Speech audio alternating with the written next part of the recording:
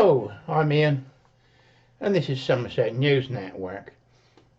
This video I've been working on over the last 3 days was going to be about Peter Mandelson.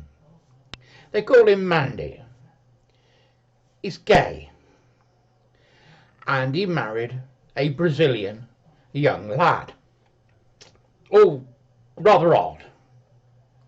But he was part of Tony Blair's, what they called the gay mafia, or pink mafia, within the Labour Party.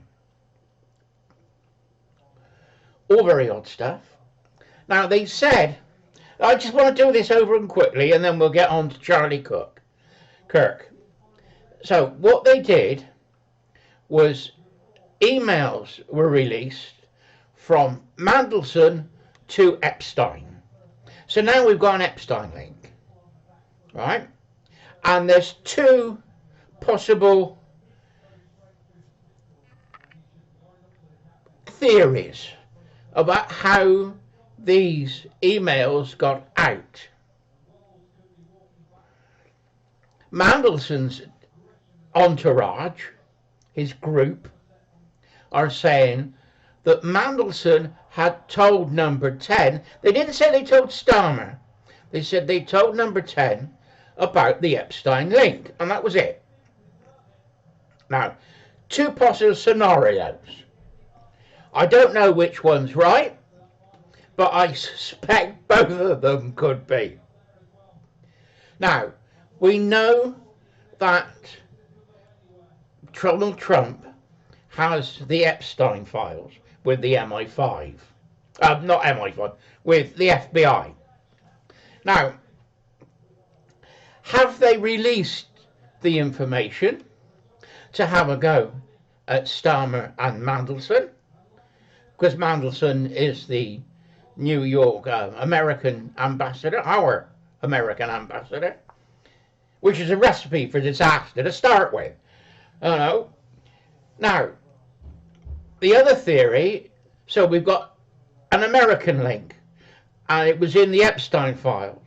Now, the other link is that it was within the government files, and MI6 has given it to number 10, and that's where the leaks come from. The Labour Party is saying that information never got to Starmer. Well, isn't that odd, isn't it? You know, when he was the Crown Prosecution Service, he says, I never saw the Jimmy Savile files, never crossed my desk. That doesn't mean he didn't know about it. And the same's true now. He's using the same excuse, that he either hadn't seen it or hadn't been told about it. That doesn't mean he doesn't know about it. Do you see what I'm saying? Starmer is sacked Peter Mandelson, not because of what Peter Mandelson done, because if he knew it, he shouldn't have got the job in the first place. He's saving his own ass. That's what it's for. It's not for Peter Mandelson, because the pressure got too much and Starmer was the link, and they had to get rid of Peter Mandelson to save Starmer. Right. Puts that aside. It's over and done with now. Last night in London was a vigil for Charlie Kirk. He's only 31, and he'd done so much on social media. I used to watch him when I was in the old house for hours. He'd go to a university or a park, a rally, and he'd say, change my mind. And he'd get woke, lefty, communist types, tell him what the truth is in their eyes, and he'd put them right. And he'd do it time and time and time again. And he had a lovely way about him. You know, he wasn't fascist, he wasn't far right. You know, he was conservative. And how can you kill somebody just because you disagree with what they say? Now, I think, like they tried to get rid of Trump at one of his rallies, they wanted to get rid of Charlie Kirk before the midterms come up, because he would have got a lot of the young people to vote for Trump supporting candidates. So they wanted him out of the way. Now they're saying that the guy was a lone gunman, but the rhetoric is this far left woke world, way of viewing the world. So the left, by screaming and shouting and calling you fascist and misogynist. Misogynist is hating women. Well, they call Trump a misogynist, but he loves women. I love women. We're real men, aren't we? This is the way that it goes. But the rhetoric has got so much that people with a psychological problem. Now we know the guy was a campaigner for the left wing, for the Democratic Party. He believed all they were saying. So he thought he was doing the right thing by taking Charlie out. But that's the rhetoric that the left have created. They haven't created a atmosphere of free debate. They haven't won their argument by debating. Now, have people put him up to it? And people are calling him a patsy? Yes, he was the man who got up on the roof. Yeah, he was the man that took the shot. He was the man that ran away. But were people helping him? Persuaded him to do it? I don't know the answer. I think these questions need to be answered. But I wish I could have gone to London this weekend. I would have gone to the Charlie Kirk vigil last night, and I'd be down there with the rest of you in the centre of London. They reckon there could be 1 million people down there. Hopefully it's peaceful. If it isn't peaceful, it's people creating the problem. And there will be infiltrators within the crowd. Maybe Antifa, we don't know, but that ilk. And they will cause trouble. If there is trouble, you've got to move away from it. Let the police go in and do their job. Of course, then it'll be all over the BBC and the mainstream media. Far-right fascists. When it's actually the left causing the trouble. Like it was in Epping. The Epping residents were there. And they were calling them far-right fascists. Starmer called them far-right thugs. Then the police bust Antifa in masks, and they started fighting with the police and trying to damage the police van. Then the police put them in the vans and took them back to the station. You can't make this up, can you? We have got an uphill battle on our hands. If you've got the far left, the communists, because that's what the Labour Party is now. They're a communist party. And the far fascist left, the Socialist Workers' Party.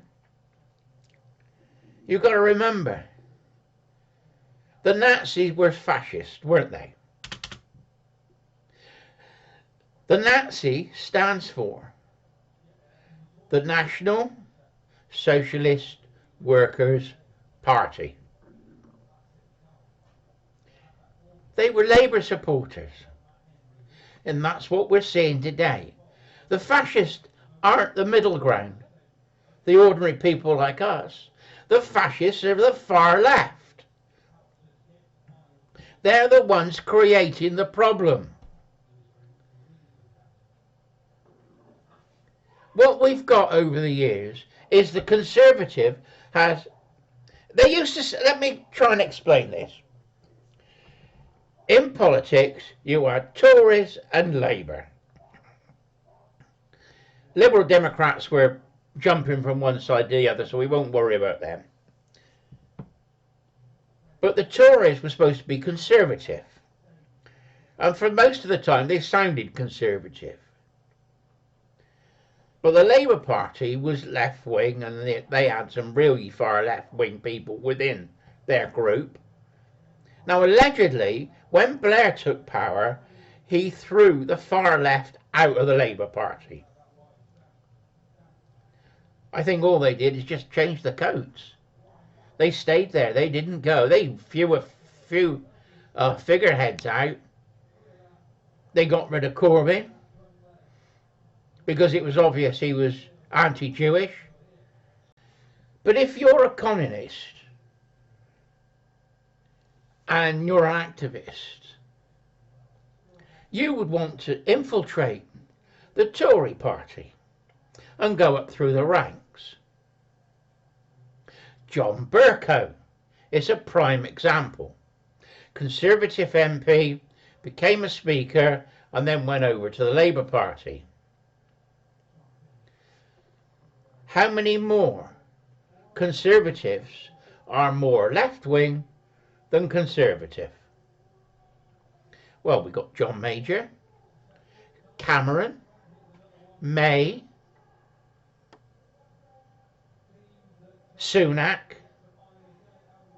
I wouldn't call them Tories. I wouldn't call them Conservative. So what's happened is, when the Conservatives tried to be right of centre, and you want to try, they keep talking about taking the centre ground. The Tories are now become left of centre, and Labour has become far left, communist, fascist, under Starmer. And you've got Cooper, Lammy, Starmer, Rayner, and Rachel from accounts. They're not what you would call old traditional Labour. They weren't working class people that went through the unions that worked. They've been political activists most of their lives. Now, Yvette Cooper is now our Foreign Secretary. She's been in Ukraine this week. Well, I hope she comes back to Parliament and addresses Parliament of what she's done. She shouldn't be got out there doing secret deals for Starmer. I remember one of the foreign secretaries went out, one of the Conservatives, and I made a hell of a stink. I said that he ought to, this is when Facebook first started, I don't know, something like 6 or 08. I screamed and shouted and got people to back me, and other people took it over. It was under Blair, and it was, I think it was John Prescott, but I can't remember. I said because they'd gone abroad and made a deal with another country that they ought to report back to Parliament, and they did. I started the momentum going. Other people took it over, who better politicians than me, and he had to go to Parliament and address Parliament what he did. So I'm hoping that Cooper will address Parliament when she comes back from Ukraine. I think that the rally today is one of the most important things that we as the British public can do. It's got to be peaceful, it's got to be patriotic, and it's free speech. They're going to honour Charlie Kirk. They're going to talk about free speech, and they're going to talk about the tyranny of Starmer. And it is a tyrannical government we've got. They're the fascists, not us. The Labour Party and the left are the fascists. Like I said, the Nazi Party was the National Socialist Workers' Party. That's what it meant. They're throwing people in jail for a Facebook post. I had a 4-month police investigation over a one-line comment on Facebook. This has to stop. We have to be free to speak. You can't use hate speech. You can't have a go at somebody personally. But you should be able to have a different point of view. And that's it. That's all it is. You should be able to have a different point of view. And it should be protected by the state. But it's not. So it's done to shut you up. It's tyranny. And that's what it is. Anyway, Ian, enough said. And all the best to Charlie's family in America. His wife came out last night and made a speech on Turning Point, which is Charlie Cook's organisation. If you get a chance to see it on YouTube, go and take a look. I was listening to it and I had tears coming down my face.